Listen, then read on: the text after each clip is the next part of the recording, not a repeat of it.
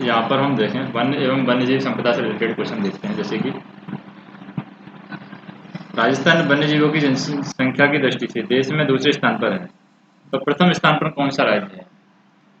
तो असम यहाँ पर प्रथम स्थान पर है और राजस्थान वन्यजीवों की संख्या की दृष्टि से दूसरे स्थान पर है। राजस्थान में प्रति वर्ष 12 सितंबर को किस स्थान पर वृक्ष महोत्सव लगता है? तो वृक्ष महोत्सव है खेजड़ी की याद में लगता है, तो खेजड़ी ग्राम जोधपुर में यहाँ पर वृक्ष महोत्सव लगता है राजस्थान के। तो ये यहाँ पर जोधपुर है और इस जोधपुर में खेजड़ी ग्राम में वृक्ष महोत्सव यानी कि वृक्ष मेला लगता है और विश्व का एकमात्र मेला है, 12 सितंबर को ही लगता है। खेजड़ी ग्राम गांव का नाम है यहाँ पर खेजड़ी गांव।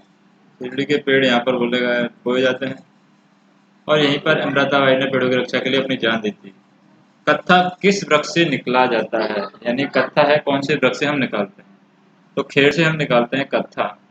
गोडावण के संरक्षण के लिए राजस्थान सरकार के द्वारा चलाया जा रहा अभियान क्या है? तो गोडावण संरक्षण के लिए राजस्थान सरकार ने जो अभियान चलाया है, एक तो ऑपरेशन बस्टर्ड अभियान चलाया है और एक चलाया है जीन पूल संरक्षण अभियान।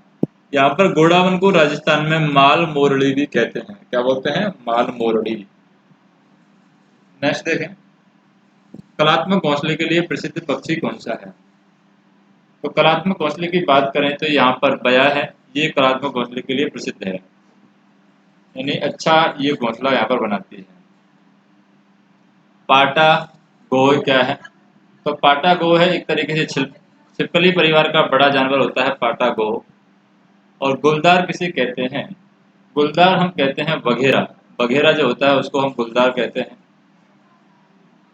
और चींटी खीरा या चींटी खोरा के रूप में किसे जाना जाता है? चींटी खोरा के रूप में हम सीलू को जानते हैं। सीलू है वो चींटी खोरा का रूप है। नेक्स्ट हम देखें, जैसे यहाँ पर सत्य कथन पर विचार हमें करना है। पहला तो सेही। सेही के शरीर पर 15 से 20 सेंटीमीटर लंबे तीखे कांटे होते हैं और आवश्यकता होने पर वह अपने कांटों को मोर के पंखों की तरह फैला लेती है और इन कांटों से ही शत्रु से ये बचाव करती है। तो वो सेही होती है हमारी, जो कांटों की सहायता से ही शत्रु से अपना बचाव कर लेती है। जैसे कि दर्रा क्षेत्र के बड़े तोते हैं, दर्रा क्षेत्र के बड़े तोते क्या कहलाते हैं? गागरोनी तोते कहलाते हैं। और सरिस्का की काकली घाटी में मोरों का घनत्व पूरे देश में सबसे ज्यादा है। कहाँ पर ज्यादा सबसे ज्यादा मोर पाई जाती है? सरिस्का की काली घाटी में। और सरिस्का कहाँ पर है? अलवर में। और अलवर कहाँ पर है? जैसे कि हम यहाँ पर देखें, झुंझुनू, सीकर, अलवर, तो ये अलवर है। अलवर में सरिस्का अभयारण्य है, यहाँ पर मोरों का घनत्व सबसे ज्यादा है। किस प्रजाति को बचाने के लिए कैप्टिव ब्रीडिंग प्रोजेक्ट पर काम शुरू किया गया है? तो कैप्टिव ब्रीडिंग है ये गोडावण प्रजाति को बचाने के लिए इस पर काम किया जा रहा है। नेक्स्ट हम देखें, इंपीरियल सैंड ग्राउज के लिए कौन सा वन्यजीव अभयारण्य प्रसिद्ध है? तो इंपीरियल सैंड ग्राउज के लिए यहाँ पर गजनेर अभयारण्य जो कि बीकानेर के अंदर है, ये इंपीरियल सैंड ग्राउज के लिए जाना जाता है। कौन से अभयारण्य है? गजनेर, और बीकानेर में है। तो ये बीकानेर में क्या है? गजनेर। और किसके लिए जाना जाएगा इसको? Imperial sand grouse. Imperial sand grouse. Next देखें, इनमें से किसे किंग फिशर के रूप में जाना जाता है? तो किंग फिशर की हम बात करें यहाँ पर तो किलकिला है, इसको किंग फिशर के रूप में जानते हैं। मारवाड़ में किस पक्षी को विरहणी स्त्रियों का संदेशवाहक माना जाता है? तो विरहणी स्त्रियां हैं वो संदेश किसके द्वारा मारवाड़ में भेजती हैं? तो एक पक्षी होता है कुरंजा, जिसकी सहायता से अपने पति को ये संदेश भेजती हैं विरहणी स्त्रियां राजस्थान में। नेक्स्ट हमें देखना है कि यहाँ पर कौन सा कथन है सत्य है। जैसे क्या क्या दिया हुआ है, एक तो दे रखा है द्विशाखित पूंछ वाले भुजंगा पक्षी का रंग काला होता है। तो जिसकी दो शाखित पूंछ होती है भुजंगा पक्षी, तो उसका रंग काला होता है और अपने घोंसले के पास बड़े पक्षियों के आने पर यह उन्हें भगाकर ही दम देता है। इसलिए इसे कोतवाल के नाम से भी जाना जाता है। दूसरा, बादामी रंग के हुदूद पक्षी की पूंछ है और पंखों पर काली सफेद धारियां होती हैं। क्या होती हैं? काली सफेद धारियां होती हैं। बादामी रंग का जो हुदूद पक्षी होता है उसकी पूंछ और पंखों पर। इसकी चोंच लंबी एवं घुमावदार होती है। इसके सिर पर पंखे जैसी कलंगी यहाँ पर लगे होते हैं। तो ये दोनों ही बातें यहाँ पर दिखाई गई हैं। नेक्स्ट हम देखें, कौन सा पक्षी अन्य पक्षियों के घोंसले में अपने खुद के अंडे रख देता है? तो उस पक्षी का नाम क्या है? तो यहाँ पर हम देखें कौन सा पक्षी है जो अन्य पक्षियों के घोंसले में अपना अंडा रख देता है। वो चातक होता है। राजस्थान में छिपकली की कितनी प्रजातियां मौजूद हैं? तो प्रजातियों की बात करें तो राजस्थान में 26 प्रजातियां हैं जो छिपकली की पाई जाती हैं। नेक्स्ट हम देखें, इसे राजस्थान की सबसे सुंदर छिपकली की बात करें तो राजस्थान की जो सबसे सुंदर छिपकली है यहाँ पर वो है यूवले फेरिस। ये राजस्थान की सबसे सुंदर छिपकली है।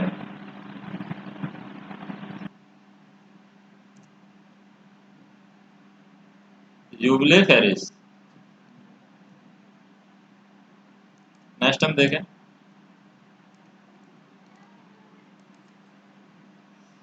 राजस्थान में किसे किरगाट के नाम से जाना जाता है? तो किरगाट की अगर हम बात करें यहाँ पर किरगाट के लिए किसको जाना जाता है?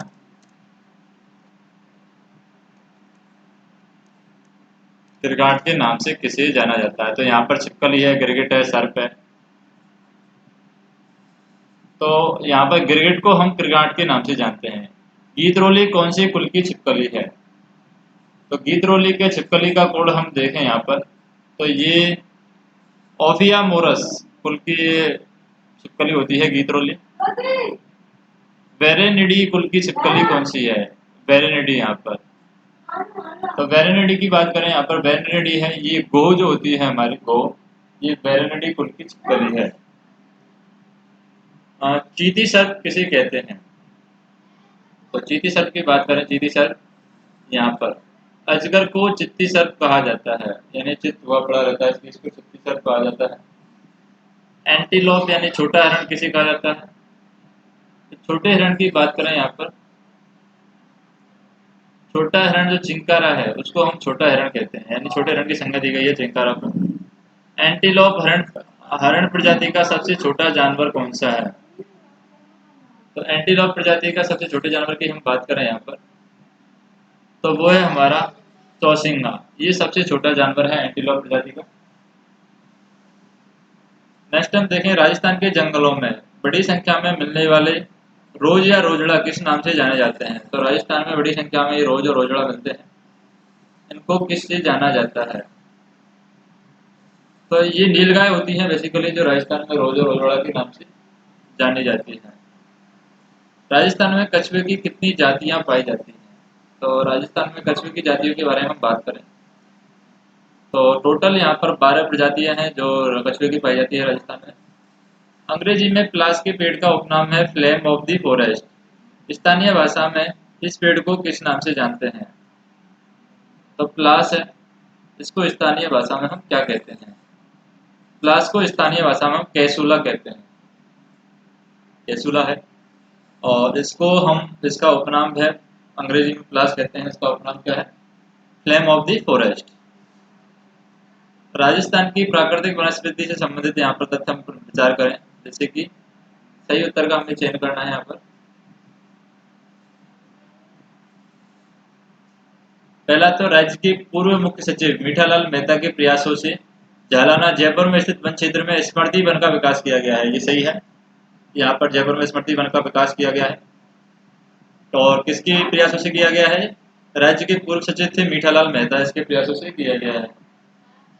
नेक्स्ट हम देखें, 16 अक्टूबर 1982 को स्मृति संस्था की स्थापना की गई थी और मार्च 2006 में इसका नाम बदल करके श्री कपूरचंद पुलिस स्मृति वन रख दिया गया था।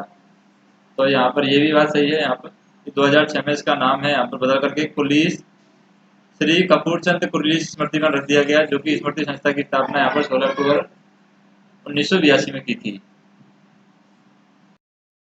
थर्ड हम देखें यहाँ पर, जैसे कि पर्यावरणविद काकापुरी को पेड़ वाला बाबा के नाम से भी जाना जाता है। तो ये पर्यावरणविद थे, पर्यावरण के जानकार थे काकापुरी, इसको हम पेड़ वाला बाबा भी कहते हैं। नेक्स्ट हम देखें, जैसे कि यहाँ पर हमें जांच करनी है उत्तर की, तो क्या है? पहला तो शुष्क सागवान के वन राजस्थान के दक्षिण और दक्षिणी पूर्वी जिले में पाए जाते हैं। तो ये राजस्थान है, इसके दक्षिण एरिया में बात करें हम, शुष्क सागवान के वन पाए जाते हैं दक्षिण और दक्षिण पूर्वी एरिया में। जैसे यहाँ पर पाए जाते हैं शुष्क सागवान, ये दक्षिण वाला एरिया है राजस्थान का, और दक्षिण पूर्वी वाला ये एरिया है, इसमें भी यहाँ पर शुष्क सागवान पाए जाते हैं। शुष्क सागवान। नेक्स्ट हम देखें, सागवान के वन 55 से 80 सेंटीमीटर वार्षिक वर्षा वाले क्षेत्रों में पाए जाते हैं। तो ये बात यहाँ पर हम देखें कि सागवान के वन 55 से 80 सेंटीमीटर वर्षा वाले स्थान पर पाए जाते हैं, तो यहाँ पर वर्षा ज्यादा होती है, तो ये गलत है। खैर वन राज्य के दक्षिण पूर्वी भाग में पाए जाते हैं, ये सही है। यहाँ पर सागवान के वन और खैर वन भी यहाँ पर दक्षिण पूर्वी भाग में पाए जाते हैं, यानी इसी वन में शुष्क सागवान वन पाए जाते हैं, यहाँ पर ही खैर वन पाए जाते हैं, खैर वन। और तीसरी बात, मिश्रित प्रजल वन राज्य के अरावली पर्वतीय प्रदेश में पाए जाते हैं। तो राज्य के अरावली पर्वतीय प्रदेश में, यानी यहाँ पर क्या पाए जाते हैं? मिश्रित वन पाए जाते हैं।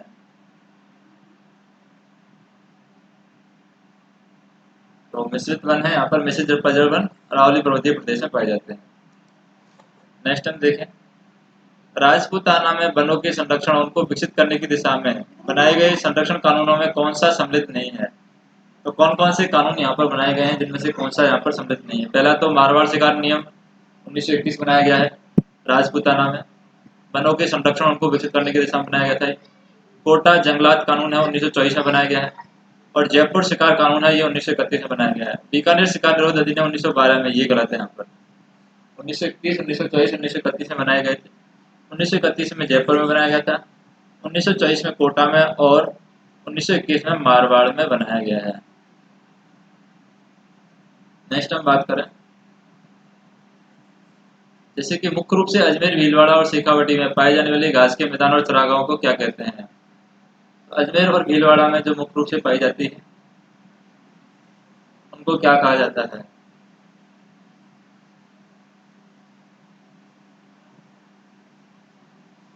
तो यहाँ पर हम देखें, ओरण या वीड कहते हैं। कहाँ पर? अजमेर, भीलवाड़ा और शेखावाटी क्षेत्र में पाई जाने वाली घास है, घास के मैदान या चरागाहों को ओरण या वीड कहते हैं। अजमेर, जैसे हम बात करें यहाँ पर, अजमेर और भीलवाड़ा वाले क्षेत्रों में पाई जाती है। जैसे कि यहाँ पर चित्तौड़गढ़ है,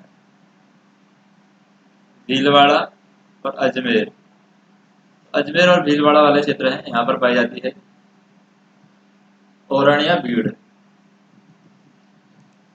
नेक्स्ट देखें, वह घास जिससे सुगंधित तेल प्राप्त किया जाता है। तो वह घास कौन सी है जिससे सुगंधित तेल प्राप्त किया जाता है? तो वो है बूर घास, जिससे हम सुगंधित तेल है प्राप्त कर सकते हैं। राजस्थान में आयुर्वेदिक पौधा है अमलतास पाया जाता है, इसके पीले फूल आते हैं यहाँ पर अमलतास के। तो अमलतास है, इस पर पीले फूल आते हैं, और जिसको पानी में उबालकर पेट से पीने से, पानी में उबालकर पीते हैं तो इससे पेट दर्द ठीक हो जाता है अमलतास को। तो इसको स्थानीय भाषा में क्या कहते हैं? बंदर लोरी या फिर गुरमाला इसको कहा जाता है अमलतास को। और इसको यहाँ पर क्या करते हैं? उबालकर पीने से पेट दर्द खत्म हो जाता है। नेक्स्ट देखें,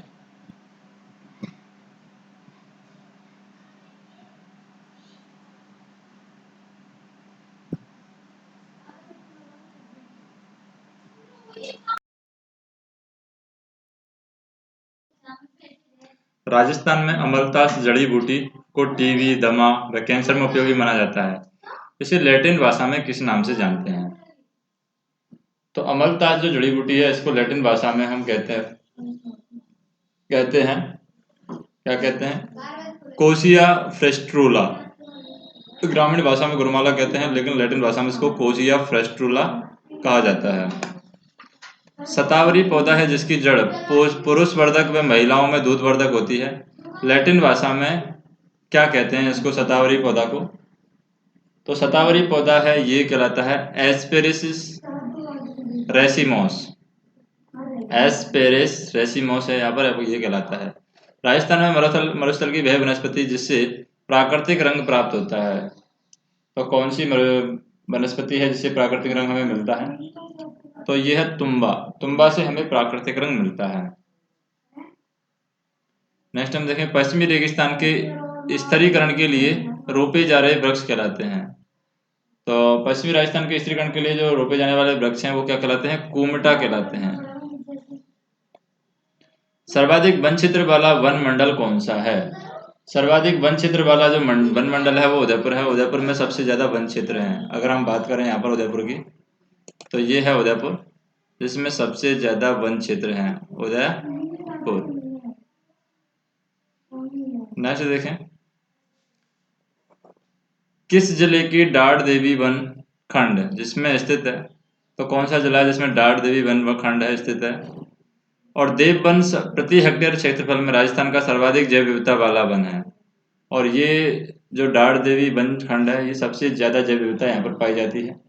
तो कौन से खंड में ये पाई जाती है? तो यहाँ पर हम बात करें जैसे कोटा है, कोटा में डाढ़ देवी वन खंड है और यहाँ पर सबसे ज्यादा जैव विविधता पाई जाती है। तो यहाँ पर कोटा, हम देखें कोटा कहाँ है, जैसे ये क्षेत्र है हमारा, कोटा है, सबसे ज्यादा वन क्षेत्र यहाँ पर पाया जाएगा, यानी जैव विविधता यहाँ पर पाई जाती है। डाढ़ देवी वन क्षेत्र इसी जगह पर है। राज्य सरकार द्वारा नेचर गाइड पॉलिसी जारी की गई। तो नेचर गाइड पॉलिसी है राज्य सरकार के द्वारा कब जारी की गई थी? ये 2006 में जारी की गई थी नेचर गाइड पॉलिसी। कौन सा कार्यक्रम जापान के OECF या फिर JBIC के आर्थिक सहयोग से शुरू किया गया था? OECF और JBIC के आर्थिक सहयोग से कौन सा कार्यक्रम यहाँ पर शुरू किया गया था? इसकी बात करें हम, तो यहाँ पर एक तो वानिकी विकास कार्यक्रम है जो कि इसके द्वारा शुरू किया गया था, वानिकी विकास कार्यक्रम। इंदिरा गांधी नहरी क्षेत्र वृक्षारोपण परियोजना है, ये भी यहाँ पर आर्थिक सहयोग से शुरू किया गया था। OECF और JBIC के आर्थिक सहयोग से इंदिरा गांधी नहरी क्षेत्र वृक्षारोपण परियोजना। और एक अरावली वृक्षारोपण परियोजना है, ये भी इन्हीं के द्वारा चलाई गई, यानी कि OECF और JBIC के आर्थिक सहयोग से चलाई गई। कौन सा औषधीय पौधा है जो गूंगल की खेती हेतु प्रस्तावित क्षेत्र है? औषधीय पौधा गूंगल की खेती हेतु प्रस्तावित क्षेत्र कौन सा है? यहाँ पर क्षेत्र की हम बात कर रहे हैं यहाँ पर, इसके मतलब यह है कि चंबल के जो बीहड़ क्षेत्र हैं, चंबल के बीहड़ क्षेत्रों में हम औषधीय गूंगल की खेती करते हैं। दाम लिया लागे दाग, टुकड़ो देवो ने दान, सिर साटे रुख रहे तोई सस्तो जान। यह कथन किसका है? तो ये यहाँ पर जो कथन है ये अमृता बाई का है कि दाम लिया लागे दाग, अगर पेड़ का दाम लेंगे तो उसका दाग लगेगा। टुकड़ो देवो न दान, यानी कि इसको दान टुकड़ा करने पर कोई भी दान यहाँ पर नहीं है। सिर साटे रुख रहे, अगर सिर रहेगा तो रुख भी रहेंगे, यानी कि रुख रहेंगे तो ही सिर रहेगा, तो ही सस्तो जान। अगर एक तरफ हमारा पेड़ है, एक तरफ हमारे पास सिर है, और पेड़ रहे सिर दे दिया जाए तो भी हमारा ये सस्ता का है व्यापार है। ये वर्ड है, ये किसके हैं? अमृता देवी के वर्ड हैं। अमृता देवी जिन्होंने खिजड़ी वृक्ष की रक्षा के लिए अपने प्राणों का बलिदान दिया था, उनके ये वर्ड हैं। राजस्थान में अर्जुन वृक्ष लगाने का उद्देश्य क्या है? तो टसर रेशम तैयार करने के लिए हम क्या करते हैं? राजस्थान में अर्जुन वृक्ष लगाते हैं, किसके लिए? टसर रेशम तैयार करने के लिए। राजस्थान में राजस्थान में कुल वन क्षेत्र का लगभग 30% क्षेत्र किस जिलों में, किन 3 जिलों में है? तो कुल वन क्षेत्र का यहाँ पर उदयपुर, चित्तौड़गढ़ और बारां, इनमें 30% वन क्षेत्र है यहाँ पर उदयपुर, चित्तौड़गढ़ और बारां में। जैसे कि हम यहाँ पर देखें, कुल वन क्षेत्र का 30%, एक तो है उदयपुर, एक है चित्तौड़गढ़ और एक है बारां। यहाँ पर कुल वन क्षेत्र का 30% है। नेक्स्ट देखें, जैसे कि राजस्थान की मरुशोभा कहलाता है। तो राजस्थान की मरुशोभा हम किसे कहते हैं? तो राजस्थान की मरुसेवा है, यहाँ पर रोहिड़ा का पुष्प है, इसको राजस्थान की मरुसेवा कहा जाता है। गतिशील बालू का स्तूपों के स्थिरीकरण के हेतु वृक्षारोपण में उपयोगी पादप प्रजातियां हैं। तो वृक्षारोपण में यहाँ पर उपयोगी पादप प्रजातियां कौन कौन सी हैं? एक तो सेवण है गतिशील बालू का स्तूपों के स्थिरीकरण के लिए, एक खीप है, एक फॉग है। ये सभी यहाँ पर गतिशील बालू का स्तूपों के स्थिरीकरण हेतु वृक्षारोपण में उपयोगी पादप प्रजातियां हैं। राजस्थान में चंदन वन के नाम से प्रख्यात है। तो चंदन वन की बात करें हम, राजस्थान में चंदन वन के नाम से क्या है? दिलवाड़ा व हल्दी घाटी जो खमनौर है, ये चंदन वन के नाम से विख्यात है। फॉरेस्ट सेटलमेंट रिपोर्ट का क्या कहा जाता है? तो फॉरेस्ट सेटलमेंट रिपोर्ट है, इसको हम कहते हैं पीली किताब, फॉरेस्ट सेटलमेंट रिपोर्ट। राज्य का वह स्थान जहाँ कल्पवृक्ष आज भी विद्यमान है, अगर आज भी विद्यमान है वो कौन सी जगह है राजस्थान में जहाँ पर कल्पवृक्ष है? तो पहला तो मांगलियावास अजमेर में है और दूसरा बाई तालाब है बांसवाड़ा में। यहाँ पर दोनों जगह आज भी कल्पवृक्ष हैं, एक तो अजमेर और एक बांसवाड़ा। तो बांसवाड़ा कहाँ है? यहाँ पर बांसवाड़ा में क्या है? बांसवाड़ा में है यहाँ पर मांगलियावास, मांगलियावास। और एक है अजमेर में, ये मांगलियावास अजमेर में है, ये बाई तालाब है। बांसवाड़ा में तो बाई तालाब है, बाई तालाब। और मांगलियावास है, ये अजमेर में है। जैसे कि यहाँ पर हम बात करें, ये है अजमेर, अजमेर में क्या है? मांगलियावास, मांगलियावास है।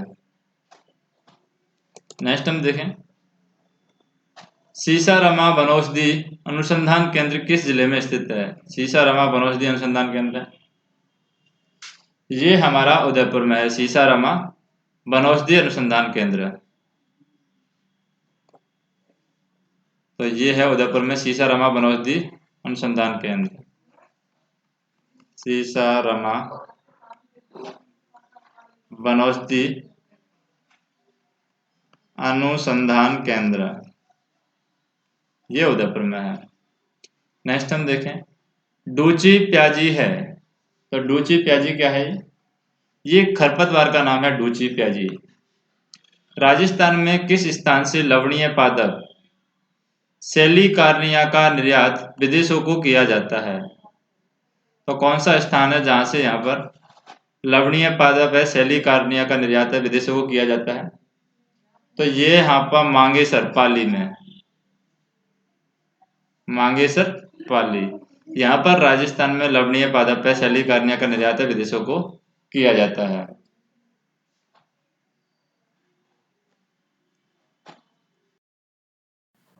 नेक्स्ट हम देखें, जैसे कि राजस्थान में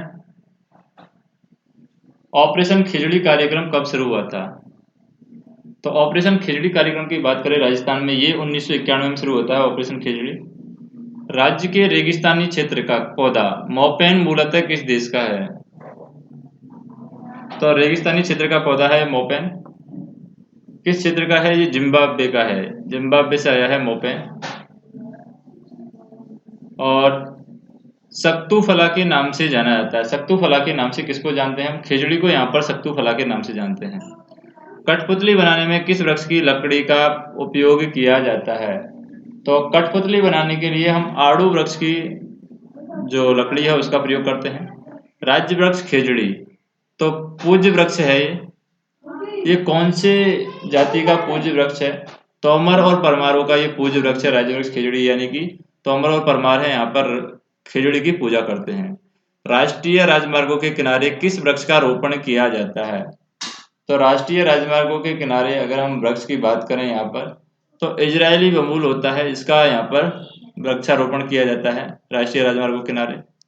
राजस्थान में खिचड़ी वृक्ष के लिए उपयोग किया जाने वाला स्थानीय नाम क्या है? तो खिचड़ी वृक्ष के लिए जो हम यहाँ पर उपयोगी करते हैं वो है सीमलो।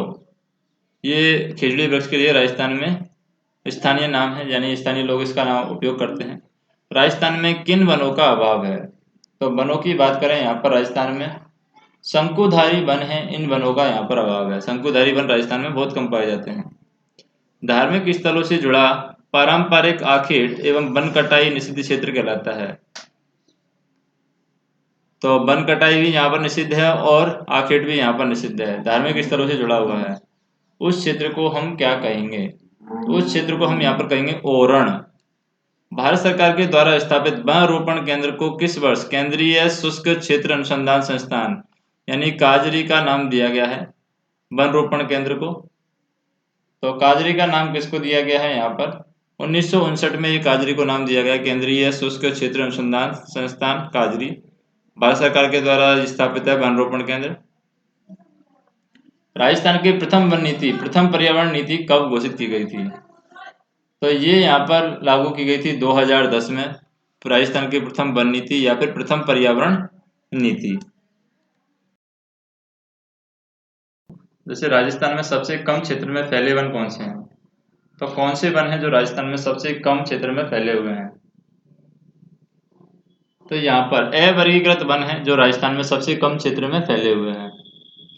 टिमरू, तेंदू के वृक्ष मुख्यतः राजस्थान के किस क्षेत्र में पाए जाते हैं?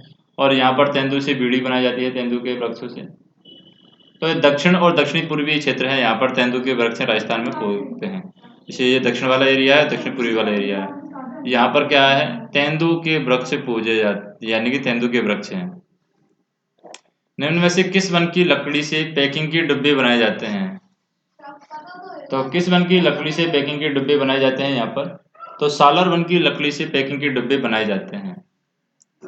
राज्य का वह कौन सा भाग है जहाँ वनाच्छादित क्षेत्र बहुत कम है?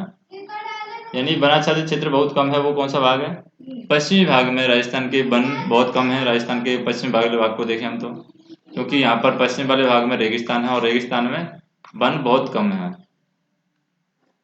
वाखड़ा उकाली को क्या कहते हैं और यह काढ़ा बनाने के लिए काम आता है? तो वाखड़ा उकाली वो हमारा जो कहलाता है, ये हमारा गोखरू, गोखरू होता है जो काढ़ा बनाने का काम आता है, इसको वाखड़ा उकाली कहते हैं। नेक्स्ट हम देखें कौन सा कथन सत्य है यहाँ पर। जैसे कि